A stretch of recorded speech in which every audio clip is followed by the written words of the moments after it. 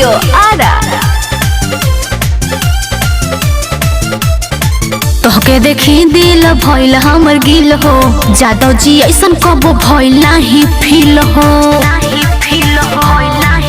हाँ तोके देखी दिल भइल हमर गिल हो, जादव जी ऐसन कबो भइल नाही फील हो। नाही लागी केहू से डर जब बनब मरद, नाही लागी केहू से डर जब बनब मरद। लोग कहे कई गो लवर बनवलू हो। नया साल हाँ नया साल में नया काम कइलू हो। अच्छा वही रान के तू भइलू हो। चुप रह। नया साल में नया काम कइलू हो। हाँ। माल वही रान के तू भइलू हो। ओए होए माल वही रान के तू भइलू हो। माल वही रान के तू भइलू हो।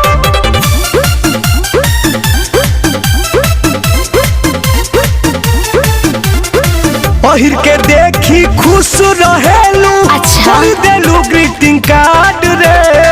अवन कोरा में आके समझा नहीं लगी तोरा जाड़ रे।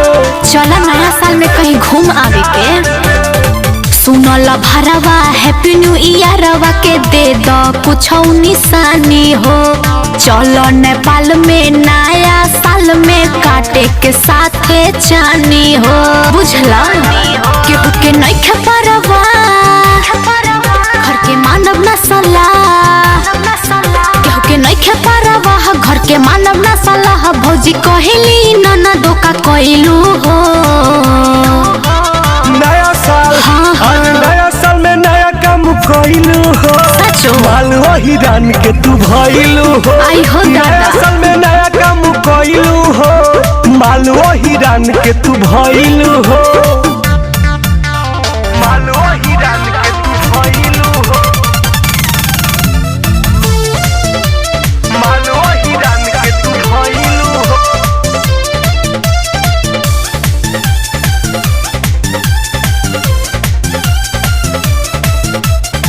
प्यार निभाई मरते दम तक हई दो बंगो हिरान हो।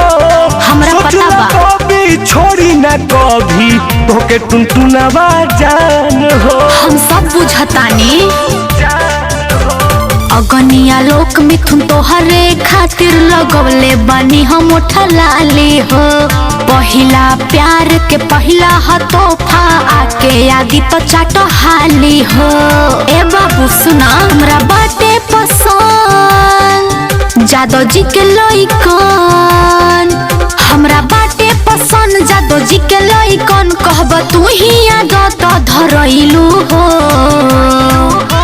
नया साल हाँ, हाँ। आज नया साल में नया काम कइलू हो।